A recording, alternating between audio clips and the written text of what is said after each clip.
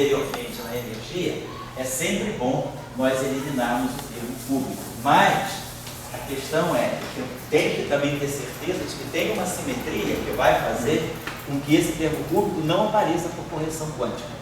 Porque o termo cúbico, quando a gente coloca a teoria quântica, o termo cúbico é um termo super renormalizável. Então ele não atrapalha a renormalizabilidade em 4 dimensões. E aí, as correções quânticas, se não houver uma simetria que proteja, elas podem gerar termos cúbicos, né? E aí termos cúbicos podem ser perigosos. Então, eu diria que a melhor consideração para eliminar o termo cúbico, antes de mais nada, é a consideração da simetria. Se nós não tivermos nenhuma simetria que proteja esse termo cúbico, a gente tem um problema do limite inferior da energia. Aí eu posso dizer, bom, eu decreto que a teoria clássica não tem esse termo. Mas aí, ao quantizar e introduzir as correções de Lucas, fizer o processo perturbativo de quantização, esse termo pode aparecer com correção quântica, e aí eu tenho que eliminar ele. Então eu tenho que fazer isso ordem por ordem, teoria de perturbação. Ele aparece um loop, aí eu elimino ele, redefinindo o campo. Aí fica tudo legalzinho. Aí eu vou para 2 loops, ele reaparece. Aí eu elimino ele. Então eu tenho que ter esse procedimento obedecido ordem por ordem, teoria de perturbação, se for o caso, certo? No nosso caso, nós estamos despreocupados porque o nosso campo, esse termo nunca vai aparecer por causa da simetria SO2 e da simetria U. Bom, vamos lá então. O que vai ficar acontecendo? Então nós temos que pensar na minimização desse potencial. Então o nosso potencial já é o potencial conhecido, né? Que é o escalar, é o potencial quadrático quarto. O escalar, vou colocar aqui. Vamos escrever assim, a gente tinha escrito aqui, eu acho que era um meio, né, de mi ao quadrado. Vou colocar aqui o módulo de φ ao quadrado. E aqui é um quarto. Deixa eu colocar aqui o lambda.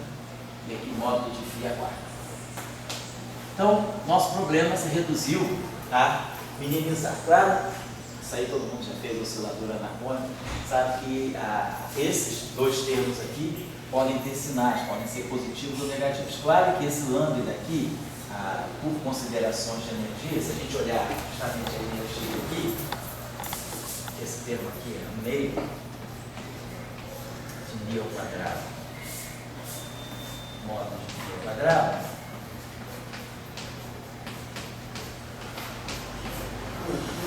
Então, se esse termo aqui for negativo, essa potência aqui do espaço dos grandes campos, para campos muito grandes, né, constantes, mas muito grandes, esse termo aqui já está zerado para minimizar a energia.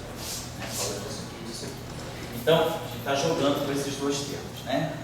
Esse termo aqui, não importa se esse termo aqui é positivo ou negativo. Se esse termo aqui for negativo, sempre vai acontecer na região de campos muito grandes, esse potencial aqui, esse termo aqui dominar. Então, esse termo aqui sendo negativo, fatalmente vai me dizer que o meu sistema não tem uma energia que seja, como o Gustavo estava falando, que tem um problema do limite inferior. Esse lambda negativo, ele vai sempre garantir que na região de grandes campos o potencial caia de menos infinito, porque isso aqui é negativo. Então, isso aqui domina sobre isso. Isso aqui é potência quadrática, isso aqui é potência quântica. Então, é importante para nós, desde o início, que o lambda seja maior que 0. Isso aqui é fundamental para garantir a existência de um lower bound da energia, né? A energia é um limite inferior, né? A energia é energia com mínimo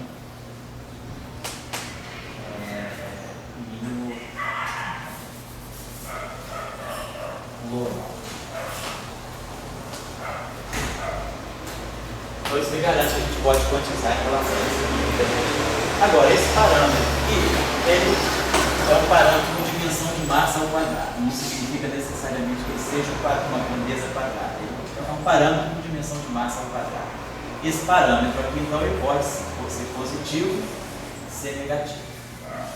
Então, se ele for positivo, nós já sabemos que fatalmente essa função aí é não negativa, o mínimo dela é na origem, então eu tenho essa situação aqui. E aí, é claro, se esse Mi2 for negativo, a única possibilidade que nós temos é se esse aqui é negativo, como aquele ali é positivo, na origem ele dá 0, No infinito, para campos muito grandes, esse termo aqui vai sempre dominar sobre esse, mas na região de campos muito pequenos, quando eu estou muito próximo da origem, né, como esse termo aqui é negativo e φ2 é sempre muito maior do que φ4, para campos muito pequenos, o termo negativo domina. Então, eu vou ter uma região aqui em que o potencial pode ser negativo, tá? O potencial aí é simétrico, né? Então, fica claro que o meu potencial só pode ter essa forma. Ele se zera, ele tem um valor zero aqui para φ igual a zero, ele tem esses mínimos aqui, e claro, ele não tem esse valor só para φ igual a zero. Essa aqui é uma equação que tem raízes φ2, φ igual, se eu zerar o potencial tem, além da origem, ele tem zeros para φ no trivial, são esses zeros aqui. Mas os mínimos são esses aqui. Lembrar que isso aqui é apenas um corte unidimensional, né? Mas, na verdade, esse campo aí, quer dizer, na verdade, isso aí é um sistema, pensando no espaço dos campos, né? Eu, na verdade, não tenho só esses dois valores de mínimo. Tem módulo de φ, eu posso minimizar isso aqui em relação ao módulo de φ. Então, se a gente minimiza isso aqui em relação ao módulo de φ, não é módulo de φ2, módulo de φ, mais lambda, módulo de φ a terceira, né? Igual a zero. Só derivar em relação ao módulo de φ, né? Então, φ2 módulo de φ mais lambda. Então, módulo de φ igual a zero, que a gente já sabe que é esse máximo relativo aqui. Então, módulo de φ igual a zero, a gente dá o módulo de φ. Esses valores meio e um quarto, eles foram ajustados por uma razão, né? Não, só para não aparecer na derivada. Eu poderia deixar tudo sem meio e sem quarto. Simplesmente você pode sempre redefinir o parâmetro dentro de uma constante. Então, se você fizer tudo sem colocar o meio, sem o quarto, nada vai acontecer de problema. Tá?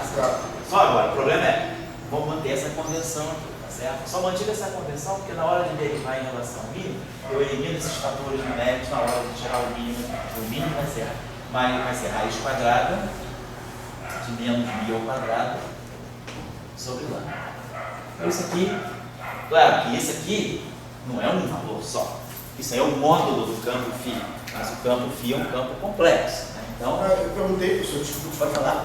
É porque isso lembra, em estatística, que geralmente é um fator numérico que tinha a ver com a geometria dos seus limites.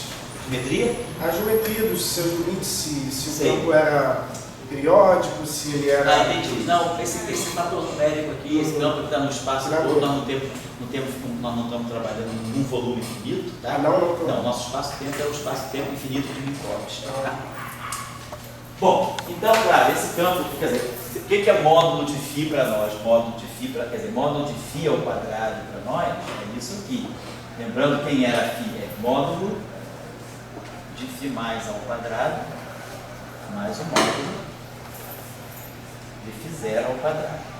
Ontem a gente tinha, né, escrito lá, feito a parametrização. Quer dizer, o nosso campo de y é esse cara aqui, é o φ mais φ0. Então, o módulo de φ é a raiz quadrada disso aqui, né?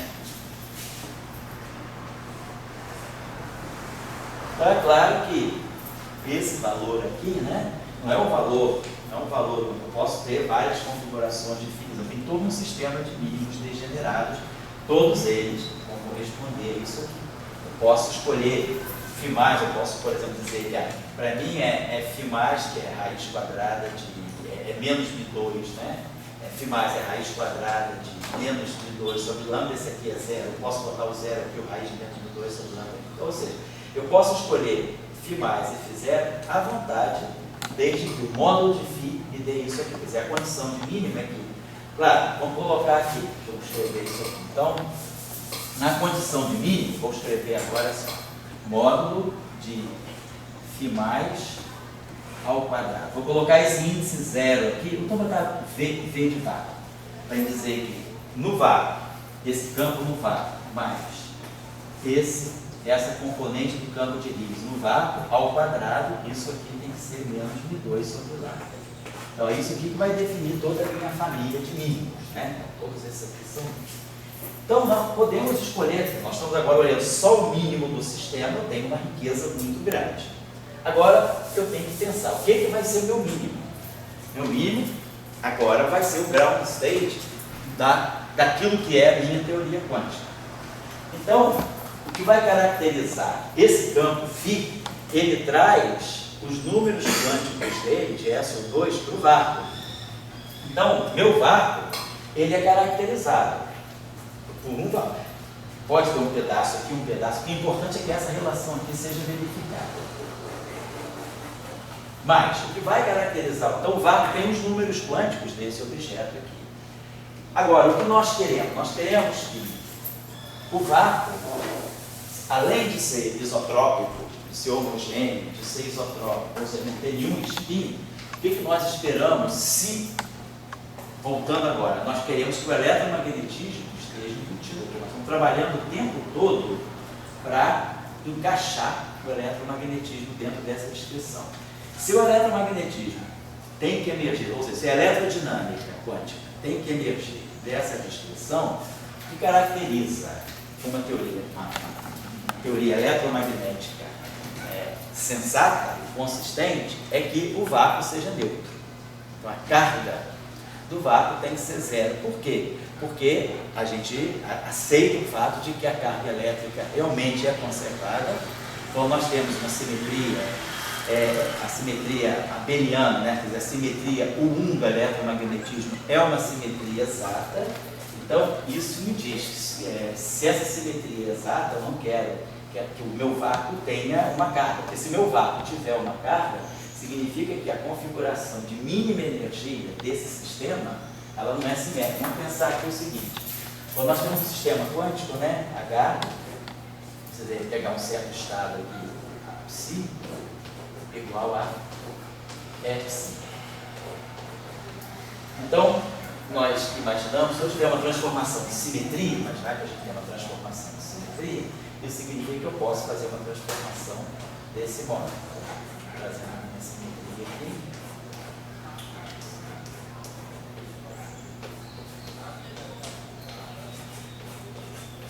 Se eu tiver uma transformação de simetria, ou seja, uma hamiltoniana invariante, eu faço a transformação de um hamiltoniano no mundo. Então, eu sei que eu tenho diferentes estados, né? E aí o meu estado psi tem energia E, mas o meu estado psi também tem a mesma energia E. Então a simetria está me dizendo que eu tenho uma degenerescência, uma certa degenerescência. Numa teoria como, por exemplo, a eletrodinâmica quântica, o que nós queremos é que, se nós aceitamos o fato que nós estamos escrevendo uma teoria que tem pósitrons, elétrons e pósitrons interagindo com os fótons, o nosso vácuo deve ser um vácuo completamente neutro, então nós vamos criar elétrons e pósitrons a partir do vácuo, dando energia. Então, o fato de nós querermos, né, descrever, lembrar que dentro dessa descrição SO2 e 1, nós já temos umas indicações, né, de como o eletromagnetismo está aqui. Quando nós olhamos o setor de neutrinos na primeira aula, e vimos na segunda aula, né, e vimos que tem uma corrente neutra, né? Tem um campo neutro que se acopla a uma corrente de neutrino, mas tem um campo que a gente pôde gerar, um campo que era ortogonal a esse campo que interagia com neutrinos, que a gente poderia identificar como fóton. Ontem, na aula de ontem, nós vimos que a matriz de massa do setor de bósons de Gauge, ela tem um alto valor zero em algum lugar. Nós vimos que os bósons W mais e W- podiam sair massivos, nós não calculamos ainda, porque nós não fixamos isso. Mas a gente viu, nós temos uma perspectiva de resolver o problema das massas, vendo que W mais e W- são massivos e que no setor de bósons de Gauge neutros, onde aparecia o BM3 e o YB, tinha um alto valor zero, que a gente pode identificar como fóton. Então a gente sabe que a gente está caminhando para ter um fóton nessa descrição. Então, a gente imagina que a gente vai ter aqui dentro, né, de uma certa maneira, que esteja escondido o eletromagnético. E, até quando a gente escreveu Gell-Mann e Fujima, né, quando a gente colocou essa relação aqui, a gente está colocando essa relação de que a gente está sempre trabalhando para ela ser verificada, porque é ela que vai, o tempo todo, vamos dizer, ela que é meu fio condutor, para eu ter certeza que eu não estou exilando o eletromagnetismo dessa descrição. É ela que é o chamado fio de Ariadne que eu vou seguir para não perder a ideia, para não perder o fato inicial que eu tinha, que era o eletromagnetismo está aí dentro. O fio de Ariadne era do... Da mitologia lá do Teseu, né? Lá do labirinto do Minotauro. Só para contextualizar, né? Quem seria o Minotauro aqui? O Bóson de Higgs ou o que é o Minotauro? Eu quero saber quem é a Ariadne. A Ariadne vai saber já na próxima aula.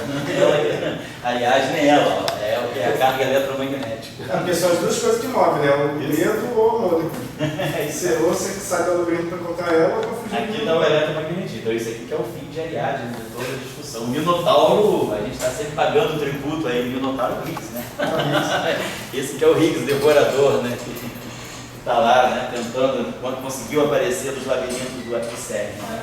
Então a gente precisa, ter certeza que vai ter o eletromagnetismo. Para ter o eletromagnetismo, eu tenho que ter certeza que o meu vácuo, se eu quero que no final de tudo eu tenha eletromagnetismo, o que significa o eletromagnetismo? É uma simetria exata. O que significa ter uma simetria exata? Ter uma simetria exata significa que o hamiltoniano das interações eletromagnéticas tem que ser invariante, em que o estado fundamental, o ground state, da teoria eletromagnética, o vácuo eletromagnético, também tem que ser invariante.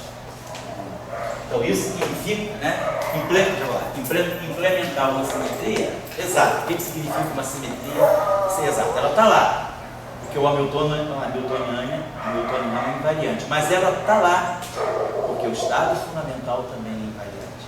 Eu posso ter a simetria está lá no hamiltoniano, mas a simetria não está lá no estado fundamental. Se o estado fundamental não exibir a mesma simetria que o hamiltoniano, eu não perdi a simetria do hamiltoniano, mas eu perdi a simetria do ground state. Se eu perco a simetria do ground state no estado fundamental, numa teoria de campos, o que nós sabemos? Nós sabemos que as partículas, elas são criadas como operadores de criação atuando no vácuo.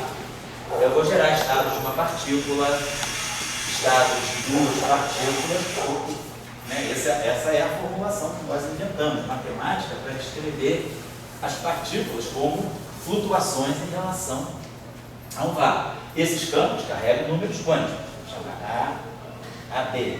Então, se o meu vácuo é invariante, esses estados de uma partícula, o estado aqui de uma partícula, com certo momento, certa massa, certo spin, mas com certo número quântico A. E esse número quântico A é um número quântico de uma simetria. Então, se o vácuo é invariante, esse objeto aqui, ele forma um multiplete daquela simetria. Então, o vácuo ser invariante significa que eu vou encontrar as excitações do meu sistema em multipletes, ou seja, em estados degenerados, ou seja, com a mesma massa. Então, é fundamental que eu tenha um estado fundamental invariante para ver a estrutura de multiplete. Mas eu posso ter a simetria sem isso. Eu tenho essas duas condições. Ter uma simetria numa teoria pode ser isso mais isso. Isso é o que a gente chama de uma simetria exata implementada à la Wigner. Essa é a maneira que Wigner descreveu de dizer uma simetria quando ela é plena no modelo. É uma invariância da energia do hamiltoniano, do variantiano, e é uma invariância do estado de mínima energia do sistema. Então essa é a implementação à la Wigner exata. Mas eu posso ter uma simetria também do hamiltoniano. Eu não vou ver um estado fundamental invariante. Se o meu estado fundamental não é invariante, se esse estado não é invariante pelas transformações de simetria, significa que esses estados aqui, devido à quebra da invariância disso aqui, se eu fizer uma transformação, então eu vou ter U e a adaga, U a menos 1, U ground state. Se esse objeto aqui não é mais invariante, então significa que essa combinação aqui não tem a estrutura, eu não vou ver, não vai estar organizada numa das representações irredutíveis da simetria. Porque esse objeto aqui já é uma outra coisa, é um outro estado. Então esses operadores vão estar atuando numa outra coisa que não esse. Então eu não consigo gerar estados degenerados a partir do vácuo. Então, como o eletromagnetismo não é assim, para o eletromagnetismo a simetria precisa que nós temos aqui partícula e antipartícula têm cargas opostas, mas têm a mesma massa. Então, para o eletromagnetismo, a simetria precisa ser realizada exatamente. Quer dizer, a simetria de carga elétrica no eletromagnetismo, ela é tal que o hamiltoniano, quer dizer, o hamiltoniano da QED é invariante sobre transformações em 1, e o estado fundamental também é invariante. Se o estado fundamental é invariante, significa que a carga dele é zero. Então, o vácuo não pode ter carga. Porque se o vácuo tiver carga, eu vou criar excitações que vão ter, que não vão estar, que vão estar rompendo essa simetria de massa entre partícula e antipartícula. Então, essa é uma maneira de eu realizar a simetria. Mas vocês estão observando o seguinte, então esse é o, vamos dizer assim, é o constraint que a gente tem que colocar para dizer que eu não perdi o eletromagnetismo. Porque o Nishijima me fez o tempo todo saber onde é que está a carga elétrica. Aí eu já sei, a carga elétrica dos campos que vão descrever o vácuo, aí eu vi que o problema da energia do vácuo está todo restrito ao campo de Higgs. Mas eu sei exatamente dentro do campo de Higgs onde se localizam as cargas. Então, se eu quiser dizer que o meu campo de Higgs, nessa situação em que o M2 é negativo, tem valor não nulo no vácuo, o valor não nulo nunca pode estar aqui, porque isso diria o quê? Que o meu vácuo tem uma componente de carga positiva. Então, para efeito de vácuo, para efeito de caracterizar o ground state, o meu Higgs tem que ter essa estrutura, o vácuo tem que ter essa estrutura, ele é zero aqui, e aí aqui eu vou ter um φ zero. Tá? Então, isso garante que a carga elétrica, a carga eletromagnética desse cara é zero, então ele é que está caracterizando o vácuo. Então o vácuo é neutro eletromagneticamente. Então se o vácuo é neutro eletromagneticamente, a simetria do eletromagnetismo ela é exata, ela é implementada à la Wigner, na eletrodinâmica quântica. Está aqui. Por exemplo, esse vácuo aqui, obviamente, só olhar para ele, ele quebra a simetria SO2. Porque se eu fizer uma transformação de SO2 em cima desse estado, é uma transformação de SO2 qualquer. Vamos pegar, por exemplo, a transformação, ao longo da pegar essa transformação, vamos pegar isso aqui, a transformação de SO2, ômega A, sigma A, sobre 2, atuando nisso aqui. 0, φ0, Se eu fizer essa transformação de SO2, né, pegar o primeiro termo, fazer uma transformação infinitesimal. Isso aqui vai dar 0, φ0. Primeiro termo é identidade. Segundo termo, eu vou ter mais I sobre 2. Ômega 3 menos ômega 3, ômega 1 menos ômega 2, ômega 1 mais I ômega 2. Atuando φ0. Então, quando esse cara bater aqui, ó, isso aqui dá 0, mas isso aqui não dá 0. Então, eu vou ter esse termo aqui. Então, eu vou ter aqui esse objeto, linha, vai ser o objeto original, isso aqui, linha, transformado, né? Isso aqui vezes isso, é isso aqui, linha. É isso, mas esse termo aqui, que obviamente não é 0. Então, o 0, φ0, linha, é diferente do 0, φ0. Esse termo aqui quebra completamente a simetria S. Qualquer gerador que eu aplicar, a gente vai estudar isso melhor na aula também, vou apurar isso melhor. Estou só dizendo que a gente localizando esse vácuo aqui, nós quebramos SO2. Então, nesse modelo, o ground state quebra a simetria SO2.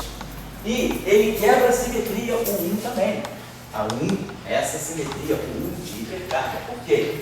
Porque esse campo aqui, como nós vimos, a carga, o 1 dele é y igual a mais 1. Então, essa componente tem carga mais 1 e essa componente tem carga mais 1, segundo essa simetria aqui. Então, essa simetria aqui é quebrada, essa simetria aqui é quebrada. O que significa, né? Quebrar uma simetria. Significa que os geradores atuando no estado, o que significa? O que significa simetria? Significa simetria. Se eu fizer uma transformação em cima de V, isso aqui é V. Essa transformação aqui é exponencial, vamos dizer, de I, parâmetro gerador.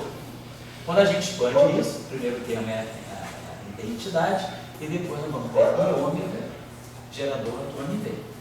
Se isso aqui é uma invariância, então significa que qualquer gerador atuando em V tem que dar zero. Então, o que caracteriza a simetria para a gente é que qualquer gerador daquela transformação atuando no estado que eu estou procurando tem que dar zero.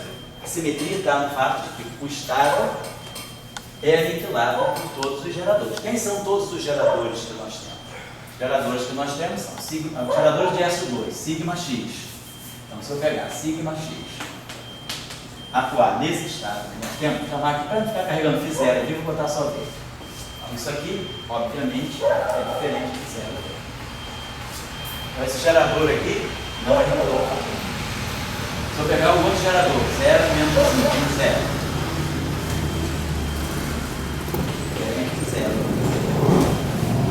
Não aniquilou. Se eu pegar o gerador de sigma 3, 1, 0, 0, menos 1, e atuar nesse estado, também é diferente de 0. Então, todos os geradores de SO2 estão aniquilados. Todos eles estão quebrados. Se eu pegar a carga 1, quem é a minha carga 1? Quem é a minha simetria 1? Exponencial, né? Aqui nós temos feito assim, parâmetro beta, a carga, isso tudo atuando no estado. Certo? Só que a carga desse estado é 1. Então, quando eu atuar nisso aqui, obviamente isso aqui é diferente de 0 vezes. Nessa base. Ou seja, a carga atuando no VAR dá 0 vezes. Isso aqui é 1. Não dá 0. O gerador tem que aniquilar. Isso aqui não significa invariância. Invariância significa a transformação do grupo, deixando o objeto invariante. R, V igual a V, isso é invariância. Mas o gerador, ele não vai deixar o VAR invariante. O gerador tem que aniquilar o VAR. Então, quem é o gerador da simetria por 1 é essa carga. Mas essa carga vale 1 do Blade de Higgs. Então, isso aqui 0 é igual a V. Então, isso aqui não aniquilou o VAR. Então, todos os geradores foram quebrados. Então, nós quebramos todos os geradores de SO3, 2 e quebramos o 1. Então, está tudo quebrado. Esse VAR quebrou tudo. Mas, vamos olhar para licença aqui. Vamos fazer só a seguinte coisa. Vamos pegar de novo esse cara aqui. Vou pegar esse gerador. 1, 0, 0, menos 1. E atuar no VAR, só para a gente ver, isso aqui dá 0, menos 1. Esse aqui é o gerador sigma 3, atuando no VAR. Se eu pegar agora o gerador de U1 e atuar no VAR, isso aqui dá 0 feio, porque essa carga é 1. Então, nós estamos vendo que se nós pegarmos esse gerador, sigma 3 mais y, que é o gerador, que é o terceiro gerador de SO2, isso aqui é o único gerador do 1, e atuarmos no nosso estado de VAR, isso dá 0. Então, essa combinação aqui me dá um gerador que deixa o estado de VAR invariante. Então, essa simetria está me dizendo, eu quebrei SO2, quebrei os 3 geradores de SO2, quebrei o 1, mas a combinação sigma 3 do SO2 com o gerador do 1, ela atuando no vácuo de Higgs, aniquila isso. Professor, Coitado. Eu já ouvi também dizer que parece que teve 2 medições do número da massa do Higgs. Teria teorias que prevêem que o Higgs, na verdade, são 2 Higgs. Dentro do modelo padrão, não. Não. Além do modelo padrão, você pode ter outros Higgs sim, mas são muito mais massivos. Você pode ter Higgs na faixa de 700, 800 GeV, né? Mas dentro do modelo padrão, dentro da teoria eletrofrágil, Mas estou falando, no caso, 2 Higgs próximos. Não. Não distantes. Não tem nenhum modelo. Quer dizer, modelo padrão certamente não. Mas nem o modelo mais próximo, que seria o mínimo, o MSSM, ele também não te dá 2 Higgs tão próximos assim não. Porque o 2 próximos, você diz, se você leu isso aonde? Foi faz um ano, entendeu? Não lembro. Tá, porque tem que saber também o quão próximo. Porque tem um desvio, acho que nas 2 medidas, né? Mas o desvio já foi acertado. Já foi acertado? Já foi acertado. A A gente tem os resultados mais precisos agora. A primeira vez saiu 125.6, essa 125.3 GeV. E você também sabe, Ruth, eu estou te perguntando isso pelo seguinte, porque se o desvio fosse superior a 4 GeV, a gente teria um sério problema. Porque tudo que tem sido feito, ele indicava que o Higgs não podia superar a faixa dos 129 GeV. Então, se o desvio do outro fosse 130 e pouco, seria um novo. Vamos lá. Então, só para a gente finalizar, e na outra a gente vai elaborar um pouco mais isso. Mas o que eu estou querendo dizer com isso é que sobrou esse objeto. E esse objeto aqui, se vocês se lembrarem bem, a carga de Gell-Mann-Shigeman é isso aqui, ó. É π3 mais y sobre 2. Mas quem é o nosso gerador em 3? É o sigma 3 sobre 2. Isso aqui é o nosso gerador de S sobre 2. E 3 é a hipercarga, o espinho isotópico fraco. O espinho isotópico fraco, a terceira componente dele é justamente o gerador de SO2, mais y sobre 2. Então, o que isso está dizendo para nós é que esse gerador aqui nada mais é do que a carga elétrica. Lembre-se, não estamos provando nada. Nós estamos apenas provando que nós não erramos. Porque desde o início, nós introduzimos Gell-Mann-Shigeman para garantir que o eletromagnetismo, numa certa hora, emergiria. Então, o que nós estamos dizendo é que, após a quebra espontânea da simetria, o eletromagnetismo realmente está aqui, ó, quando a gente faz a inspeção direta. Esquece um pouquinho Gell-Mann-Shigeman.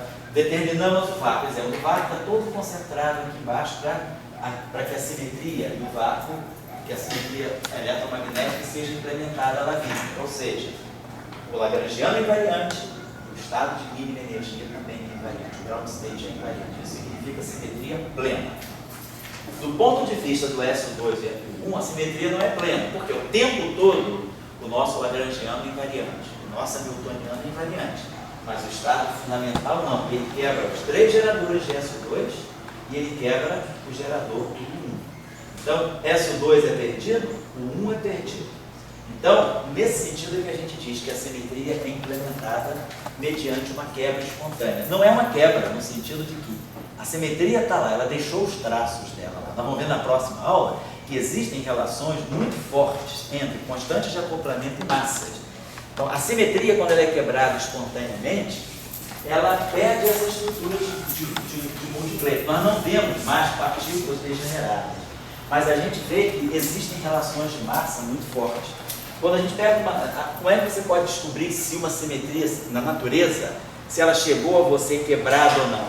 Se nós percebermos uma certa interação, e nessa interação a gente começar a perceber que existem certas relações entre os parâmetros que eu meço, massas, constantes de acoplamento, isso é o indício de que houve uma simetria que foi quebrada espontaneamente.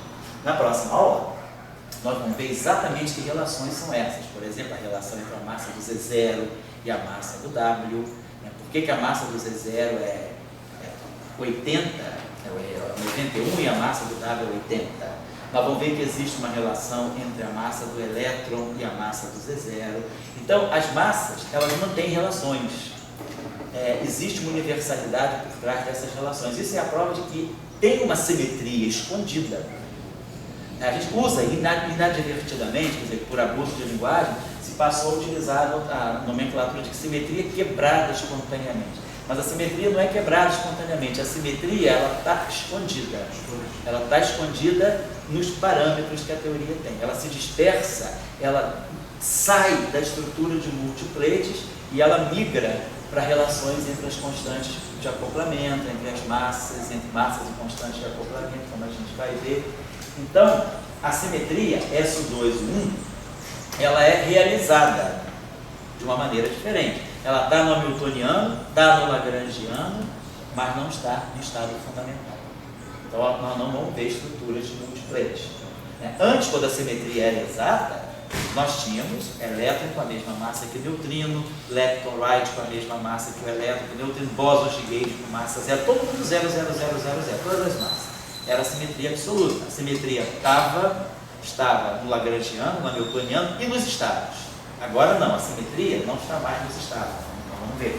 Mas a simetria, ela está, do ponto de vista do eletromagnetismo, ela está intacta. Porque essa relação aqui, essa carga eletromagnética. Então, se eu pegar esse gerador aqui, como isso aqui atuando naquele vácuo da zero, obviamente, a carga eletromagnética, que é o gerador da simetria do eletromagnetismo, dá zero. Então, esse vácuo aqui é nivelado pelo operador de carga eletromagnética. Então, o vácuo é invariante. Então, eu tenho uma simetria eletromagnética perfeita. Então, é por isso que a gente diz que o SO2 está quebrado, o SO2 LED foi quebrado, a simetria, o 1 de isospin de hipercarga prata foi quebrada, mas a gente terminou com uma outra simetria 1, temos um 1 aqui, e a gente sabe a origem dele. O nosso 1 que sobra é a combinação desse gerador de SO2 com esse gerador de 1. Então, é essa carga que no final de tudo é conservada e mantém e que deixa o vácuo, aniquila o vácuo. Então, é isso aqui que garante para nós que o eletromagnetismo está intacto, como deveria estar. Nós não estamos descobrindo nada, nós estamos apenas mostrando que no final de tudo nós não erramos no meio do caminho. Era isso que tinha que dar. Tá? Então, foi tudo organizado para que tivesse um happy end desse modo aí. Na próxima aula, então, sabendo, tendo discutido essa estrutura do vácuo, nós vamos ver que o que a simetria ainda vai poder fazer no setor de Higgs. Vamos ver que a próxima aula vai mostrar que a simetria ela vai ser capaz de atuar no setor. Aí assim, meu estado de Higgs é isso, meu campo de Higgs é esse. Então eu sei, como o meu campo de Higgs tem um valor, tem uma configuração não trivial de vácuo, o que eu tenho que quantizar não é ele, são as flutuações em relação ao vácuo. Eu vou pegar isso aqui, nós calculamos, é uma constante, e vou fazer esse shift aqui, vou dizer, isso aqui, então, vou ter que pegar esse meu campo, esse dublete, é esse valor constante, mais esse dublete aqui, mais esse campo aqui, xi, quer dizer, a flutuação φ+, e a flutuação em torno do φ0v, que vai ser uma flutuação que eu vou chamar, sei lá, de H mais I. Então eu tenho, esse vai ser, então na verdade meu campo de Higgs é isso, é a flutuação daquilo que flutua em relação a esse vácuo. É isso que eu vou quantizar, não isso. Tem que extrair desse campo o que é clássico, que é o vácuo. Tirei a estrutura de vácuo dele e estou quantizando isso aqui. Mas aí a gente vai ver, nós temos a simetria SO2. A simetria SO2 é uma simetria do Lagrangiano. Então isso vai me permitir ainda, nós vamos poder dar conta disso, e terminar toda a nossa discussão dizendo, ó, o que sobra, o Higgs para nós, na verdade, é isso que tem essa estrutura. Zero, aquele valor φ0 que nós calculamos, mais H. Então, isso aqui, esse campo aqui, que é o campo de Higgs que vai sobrar para contar a história. Então, toda a nossa física vai sair a partir daqui. Então, a quebra espontânea da simetria está me dizendo isso, que nós temos essa organização aqui, mas que apenas esses 3 graus de liberdade são supérfluos, vou mostrar que eles podem ser zerados consistentemente, e vai sobrar isso para nós. E é isso aqui que é fundamental, que está garantindo o tempo todo que aquele Higgs é neutro, porque na verdade o ground state é neutro, então eu estou flutuando, na verdade, uma perturbação que é neutra. Então o campo de Higgs o tempo todo ele é essa flutuação neutra que nós vamos quantizar. Certo? Então, mais ou menos hoje, a gente a gente só acertou as bases da simetria, e discutiu um pouquinho, deixar claro o que quebra, o que não quebra, o que significa a quebra espontânea. Então, a quebra espontânea da simetria, vamos apurar um pouquinho mais na próxima aula, ela não é bem uma quebra, ela é uma implementação diferente. Ela não rompe com a simetria do Lagrangiano e do Hamiltoniano. Ela apenas diz que os estados não estão mais organizados em multiplexes. É só isso, eu não vou ver partículas degeneradas no laboratório, mas eu vou ver coisas no laboratório, nos aceleradores. Nós vamos ver que está confirmada a relação de massa entre C0 e W.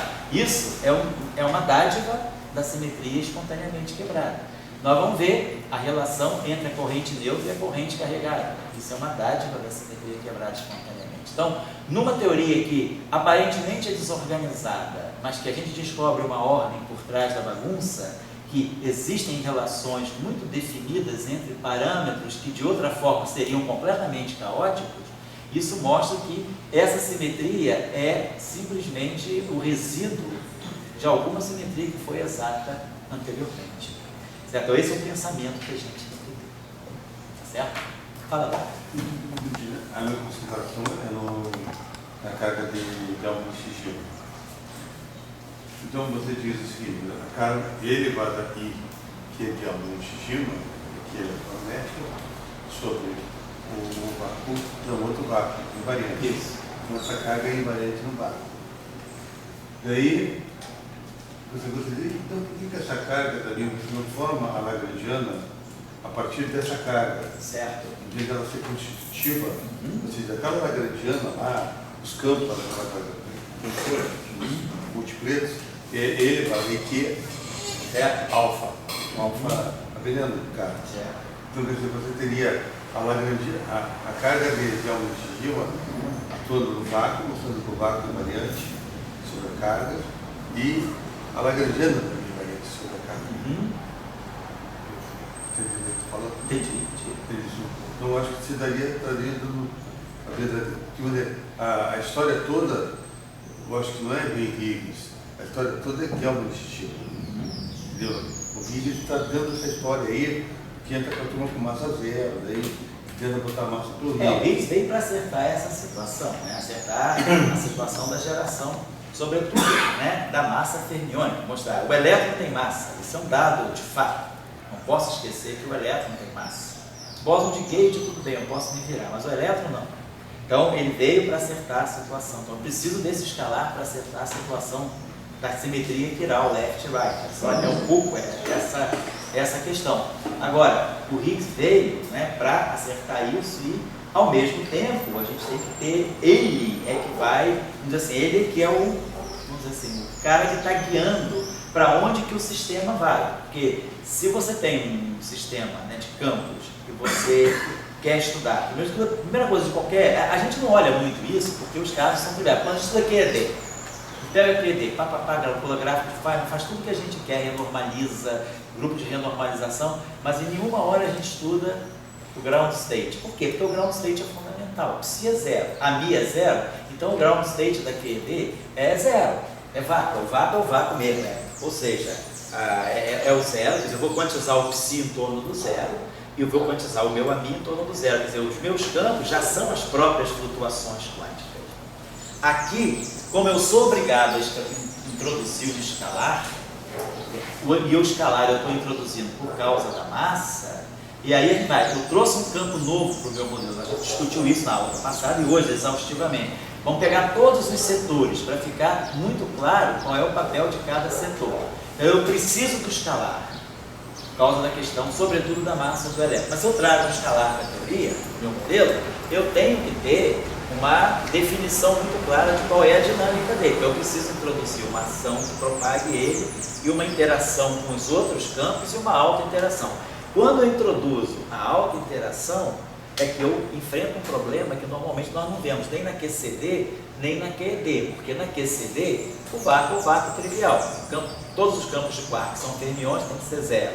O campo do gluon é vetorial, zero. Então, de novo, o campo do gluon é a flutuação em torno do próprio vácuo e o campo do quark já é a própria flutuação. Numa teoria com escalar, a gente contar, todo mundo já fez passe integral. Quem fez passe integral, pega lá a integral de caminho, integra defi. Em nenhum momento você coloca essa informação.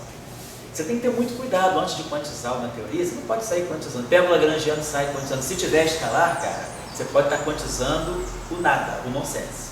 Você tem que, primeiro de tudo, saber quem é o vácuo em torno do qual você vai quantizar. Porque senão mecânica quântica não existe sem estado fundamental. Qualquer coisa na mecânica quântica é excitado em relação ao estado fundamental. Se você não sabe quem é o estado fundamental do seu modelo, você não sabe nada. Porque você tem que primeiro definir o estado fundamental e dizer, agora, para mim isso aqui é o meu patamar. Tudo vai ser flutuação em relação a isso. Se você tiver, por exemplo, um modelo com dois vácuos, você fica perdido. Eu vou flutuar em relação a quem? Então, você não sabe o que você vai fazer. Você tem que sempre organizar bem teu vácuo. Então, organizou teu vácuo, você pode quantizar. Então, se você tem campos escalares numa teoria, uma formulação qualquer, a primeira coisa que você tem que providenciar é os escalares, eles definiram uma situação de mínima energia aonde? Se acontecer do valor de mínima energia ser para campo escalar zero, beleza, o próprio campo escalar já é a própria flutuação. Mas, se o estado fundamental não for no campo escalar zero, eu tenho que saber retirar do campo escalar aquilo que é o vácuo e flutuar e quantizar apenas a flutuação. E isso aí muda completamente os parâmetros da tua descrição. Então, do momento que você... Eu estou querendo dizer isso porque o Higgs ele não chegou para fazer isso. O problema é que, quando você trouxe o Higgs, você tem que conviver com uma série de questões que um campo escalar traz para uma teoria de campo, que um campo fermiônico não traz, e que um campo vetorial também não traz. Nós só acabar o raciocínio para chegar onde você está querendo. Tá? Então, nós trouxemos o campo escalar, e aí a gente tem que seguir os procedimentos, né, de uma teoria com escalares. E aí a gente seguiu o procedimento e viu que tem duas situações interessantes. O escalar fica zero, ele não faz nada, eu boto aqueles dois parâmetros positivos. Então essa situação aqui não vai me levar a nada, vai deixar o elétron de novo sem massa. O elétron continua sem massa. Não é um problema do bóson de Gauss já está sem massa, mas sério, o elétron não tem massa. Então, se o Mi2 é positivo, o elétron continua sem massa. Se o Mi2 é negativo, o campo escalar ele estabiliza numa configuração não trivial. E aí é a chance que eu tenho dele dar massa para o elétron. Então, é mais importante isso para mim, porque se eu coloco o Gell-Mann e Shijima lá no início, dentro do Lagrangiano, né, quando eu já vou, e ele está, de uma certa maneira ele está, porque quando eu acertei as cargas do 1, das hipercargas, nós acertamos o Gell-Mann e Shijima, mas nós não usamos a simetria eletromagnética, porque a gente poderia ter um conflito. Eu tenho que primeiro saber para onde é que o campo escalar vai. Porque numa teoria com campo escalar, vamos dizer assim, na linguagem vulgar que a gente queira usar, o escalar é sempre o batedor. Você manda o escalar, depois que ele faz, você vai atrás dele. É ele que vai te dizer para onde você deve ir, para onde que minha teoria vai. Minha teoria vai para cá ou vai para lá. Se você não tiver campos escalares, você não tem esse problema. Mas se você tiver campos escalares, você tem que primeiro deixa o campo escalar e você vai atrás, você vai correndo atrás dele. Então você tem que ver para onde que o campo escalar vai. Se tem que dar massa para o elétron, aí Gell-Mann e Shijima pega carona nisso. Ela já está lá dentro, mas ela pega carona nisso. Eu acho que seria uma deturpação da ideia de simetria você colocar o Gell-Mann e Shijima lá em cima e já colocar que você tem um eletromagnético explícito. Eu acho que também um pouco da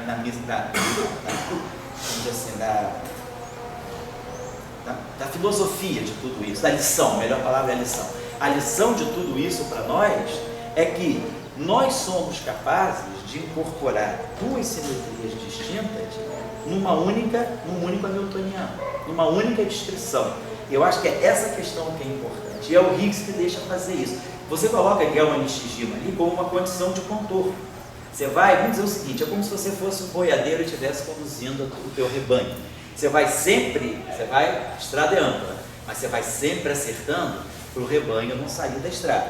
Então, o tempo todo você está caminhando com Gell-Mann e Shijima para não deixar a coisa despirocar de vez. Tem que ter certeza que você vai chegar no eletromagnetismo. Então, você vai sempre, mas você deixa o campo escalar caminhar, deixa o rebanho passar, e você vai apenas retocando, né? O campo escalar está fazendo isso para você. É ele que te leva.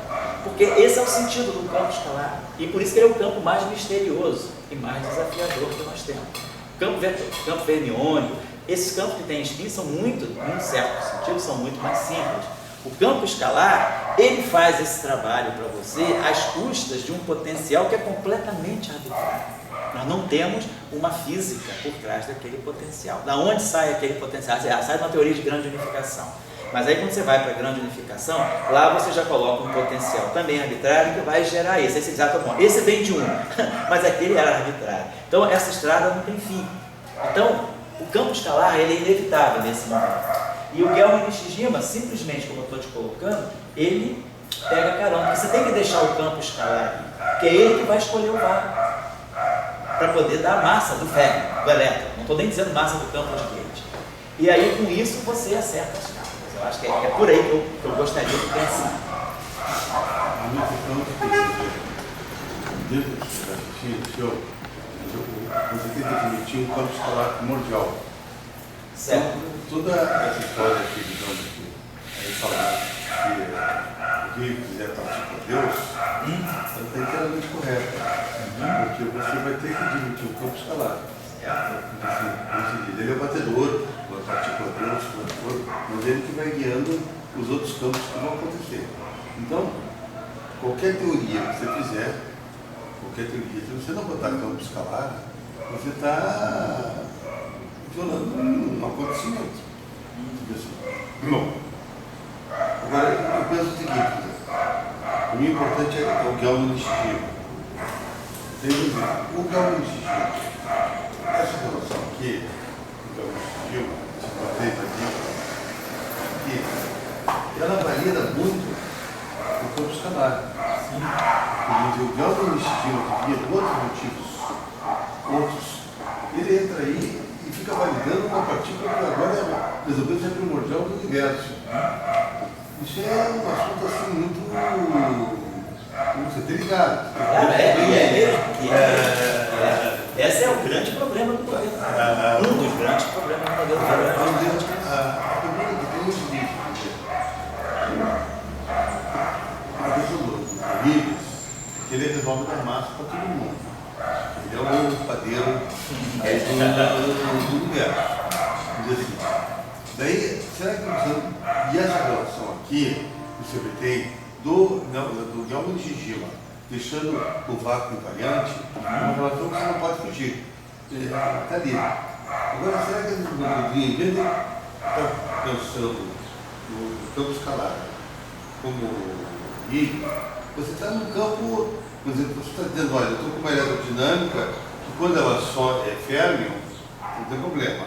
Agora, quando eu estou com uma eletrodinâmica que tem esse escalar, certo? Daí está bem claro a presença do Galmo de Shishima naquela eletrodinâmica. Agora, aquela carga elétrica do Galmo de Shishima, ela que vai gerar as interações. Ela que vai gerar as interações, o gráfico de Feynman, é ela que vai gerar. E deixar ela. E não, eu tenho esse medo de deixar o Higgs, eu não sei, porque no pensamento oficial é o Galmo de Shishima quebra de carona do Higgs. Se a gente dissesse, bom, só vou trabalhar com o Galmo de Shishima, eu não estou trabalhando mais com o Maxwell, carga elétrica para mim é Galmo de Shishima, e ela vai ser responsável pelas duas interações, inclusive o ground state. Sim. Onde tiver que fazer ground state, ela vai sair. Agora, não falei em Higgs. Tá certo. Não falei em Higgs. Isso é tese que eu defendo, por exemplo. Então você não falou em Higgs e nem vai falar em Higgs também não, né? Você não introduz Higgs de jeito nenhum, né? Pelo medo, isso que eu quero dizer o seguinte, pode falar pelo medo de você estar trazendo uma universalidade extremamente delicada. E é uma universalidade que diz, bom, agora toda massa tem um Higgs para existir. Assim, eu acho que isso é se o Newton tivesse aí, não sei se o Newton ia gostar disso. Einstein já não gostava. Não, mas eu digo assim, tem coisas que a gente tem que aprender na teoria. Uma é a invariância do vácuo em relação ao Galmo de Shishima. Certo. Isso é uma coisa que, digamos, você não pode jogar fora. E outra coisa, digamos, até que ponto é Galmo de Shishima ou é Higgs que controla as ações? Segundo eu entendo, é o Higgs que controla as ações. É isso. Por quê, né? Bem, tua reflexão é essa. Tá, a gente já coloquei meus argumentos também, mas por quê? Por que o Higgs é que controla as ações? Essa é a questão. Pode querer ou não querer, mas por que ele que controla? Essa é a questão. Eu acho que isso aí é que coloca o Galmo de Shishima numa situação um pouco mais periférica do que o teu ponto de vista. Mas tudo bem, são pontos de vista. Não, são pontos de vista. Certo, claro, se eu tenho que falar isso, tem que mostrar uma live. Não, certo. Mas é um trabalho certo. Eu estou fazendo aquilo que eu do ponto de vista. Porque você não pode perder o ponto de vista de Galmo de Shishima. Isso é um erro. Agora, se ele tem que se colocar no Higgs, você tem que ter esse compromisso. É um compromisso muito sério.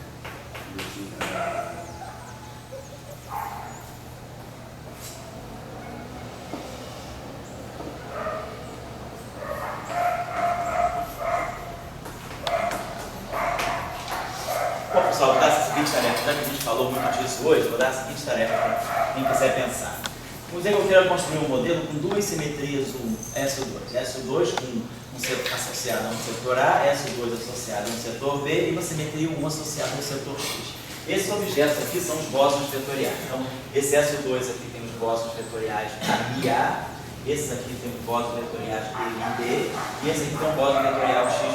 Estou dando 4 setores escalares. Esse aqui é um dublete do primeiro SO2, é um simplete do segundo SO2 e tem carga por 1 mais 1. Esse aqui é um triplete do primeiro SO2, é um dublete do segundo SO2 e tem carga por 1, 0. Esse aqui, esse escalar, tem carga, simplete do primeiro SO2, é dublete do segundo SO2 e tem carga mais 1. E esse escalar lambda é o contrário, é dublete do primeiro SO2, simplete do segundo SO2 e tem carga menos 1.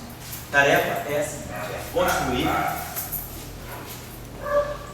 Por que aqui é ali? Oi? Oi, aqui é triplete, representação 1 de SO2, tá? Então, construir o potencial de Higgs mais geral.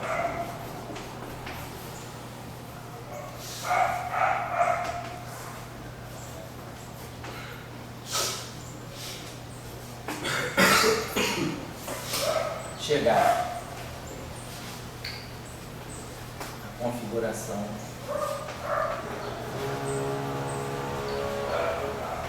de vácuo e estudar padrão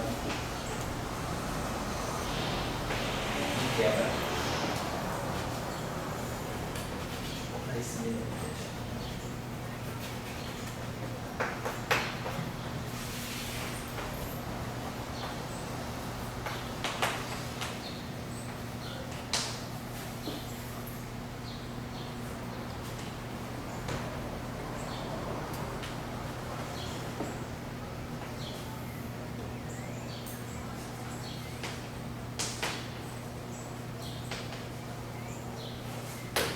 Vamos ver se tem alguma simetria residual. De repente, se SO2, o 1 cai no 1 vezes o 1. O que pode acontecer? Quer dizer, vocês é que vão ter que organizar o potencial de Higgs de acordo com as invariâncias.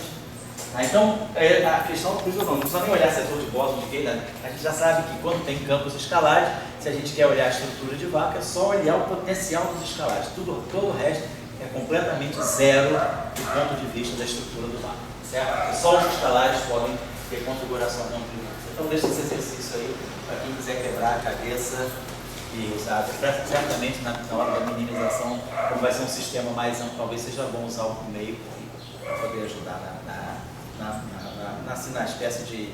Mas na modelagem, né? Para poder fazer a modelagem.